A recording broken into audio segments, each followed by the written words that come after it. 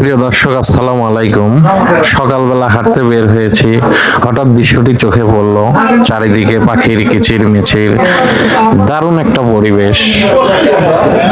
দৃশ্যটি দেখে আমার খুবই ভালো লেগেছে। ভিডিওটি করলাম আপনাদের দেখানোর জন্য। দেখুন গ্রাম বাংলার প্রকৃতি কতই না সুন্দর, কি দারুণ দৃশ্য। পাখিটি জংলা ফল খাচ্ছে, দেখুন অনেক ভালো লাগলো দৃশ্যটি দেখে। গ্রাম অঞ্চলের পরিবেশ, প্রকৃতি, আলো বাতাস, হাওয়া অনেক ভালো লাগে আমার। গ্রাম দেখতে অনেক ভালো লাগে।